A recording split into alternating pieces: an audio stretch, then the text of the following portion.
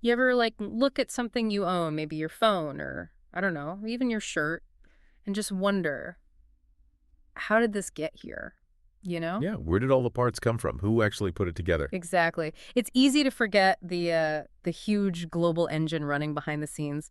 So today we're doing a deep dive into something really crucial in that story. Hmm. Why the US decided to shift so much manufacturing over to China and a lot of tech and service jobs to India. Right. It wasn't like flipping a switch. It was, What?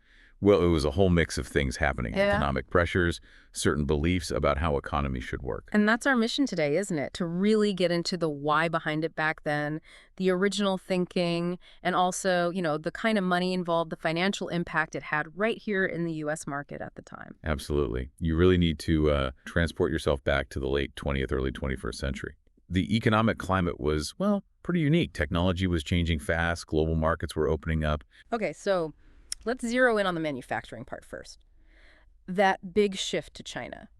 What was the absolute core reason for that? The main thing. Well, fundamentally, it really boiled down to the massive difference in labor costs. I mean, huge. Okay. Back in the 80s, 90s, early 2000s, hiring workers in China was just dramatically cheaper than in the U.S. We're not talking pennies here, are we? Oh, no, no. It was a difference big enough to completely change how companies thought about production costs. It let them slash expenses, boost profits, try different pricing. Right. But it wasn't just about finding cheaper hands, was it? I feel like China itself was actively trying to get businesses to come over. You're absolutely right. That's a critical piece. Right. Starting way back in 1978, Deng Xiaoping kicked off these major economic reforms. Hmm. China basically opened its doors strategically. They set up these things called special economic zones. Ah, yeah, I remember hearing about those. Yeah, think of them as like designated areas offering really sweet deals, tax breaks, super cheap land. It basically put out a welcome mat for foreign investment. So China created the opportunity, Yeah, but the U.S. government helped pave the way too, didn't it? Something about trade policy. definitely. A really key move was granting China most favored nation trade status back in the 90s. Okay, what did that do, practically? You sort of normalized trade, meant lower tariffs on Chinese goods coming into the U.S., Right. but maybe even bigger was the U.S. backing China's entry into the World Trade Organization, the WPO, in 2001. Right. That really put a stamp of approval on China, made it seem like a safer, more predictable place for American companies to invest long-term. It provided that international framework. Got it. So China opens the door, the U.S. kind of props it open wider, and then the big U.S. companies walked right in, like Apple, Nike, GE. Precisely. These huge multinationals saw the potential. It wasn't just the cheap labor anymore. China was also building up its infrastructure, its logistics. And it offered this incredible scale, this capacity to produce enormous volumes of goods that let companies build these incredibly complex but efficient global supply chains, often with China right at the heart of assembly. Okay, that covers manufacturing. Now let's switch gears to India and the tech and service jobs. What was the story there? What drew U.S. companies? India offered a different but just as compelling package. The big thing was its massive pool of highly educated people who also spoke English. Ah, the language factor. Crucial, yeah. Yeah. Especially engineers, software developers, a huge talent pool. And again, the key factor, hiring these skilled professionals in India costs significantly less than hiring similar folks in the U.S. Makes sense. And this was all happening just as the internet was properly taking off, right? That must have changed everything for working remotely. Exactly. The timing was perfect. The internet boom, the rise of offshore outsourcing models in the, say, late 90s, early 2000s, it suddenly became practical to get all sorts of tech and service work done remotely. So companies could access skills without the U.S. price tag. Right. And indeed, companies like Infosys, TCS, Wipro really stepped up. They became major partners for U.S. firms. Doing what kind of work? Oh, everything. Call centers, back office stuff like data entry or accounting, but also really sophisticated software development and IT support. Wow. So the cost savings must have been pretty substantial. Do we know how much? The numbers were significant. Estimates often cited savings of like 40 to 60% on payroll for those kinds of jobs compared to keeping them in the U.S. 40 to 60%. That's huge. It really is. Plus, there was this other kind of unexpected benefit, the time difference. How is that a benefit? Well, you could have development teams working almost 24/7. The team in India could work while the U.S. team slept, and vice versa. It sped up development cycles. Ah, okay. Around-the-clock operation. I also remember hearing about the H-1B visa program playing a role connecting Silicon Valley and India. Yeah, that's another important thread. The H-1B allowed skilled Indian tech workers to come to the U.S., work directly with U.S. companies, share knowledge. It helped build those bridges and transfer expertise. So we have these practical drivers, costs, skills, technology.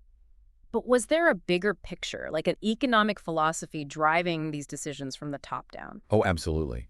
You can't understand this without talking about the dominant ideology of the time, which was basically neoliberal globalization. Okay, what does that mean in plain terms? It's this belief system that really took hold from the 80s onward, strongly influencing U.S. policy. Think Reaganomics, Clinton-era free trade deals. Right. The core ideas were free markets, deregulation, reducing trade barriers, and really focusing on global efficiency and, importantly, maximizing shareholder value for companies. So the thinking was, let companies operate wherever it's cheapest and most efficient globally. Exactly. And that will ultimately be good for everyone. That was the prevailing argument, yes. The belief was that this open global trade, this outsourcing, it would lead to cheaper goods for consumers back home, make U.S. companies more productive and competitive, and just generally boost economic growth for everybody involved. Kind of a rising tide lifts all boats idea. So focusing on that moment when these trends were really accelerating, what was the pitch? What was the perceived win-win, especially for the U.S. market and U.S. companies? The financial upside. Well, the immediate wins for U.S. corporations seemed pretty clear. Shifting manufacturing to China meant lower production costs, plain and simple. Right. That directly translated into higher profit margins. You saw this especially in electronics, clothes, all sorts of consumer goods. More profit meant they could compete better, maybe lower prices a bit for consumers, invest more. And it wasn't just about saving money. You mentioned productivity improvements in the U.S. too. That's right. Some research, like from the John Institute, actually suggested that outsourcing, even moving manufacturing, helped boost labor productivity within U.S. manufacturing during the 90s. How does that work? The idea is that companies could focus their U.S. operations on higher-value stuff design, R&D, marketing, while outsourcing the more labor-intensive assembly, kind of streamline things. Okay. And being able to make things cheaper in China presumably let U.S. companies sell more stuff globally? Absolutely. It was huge for global expansion. Yeah. Lower production costs meant they could scale up way more easily to meet demand around the world. So bigger revenues, bigger market share globally.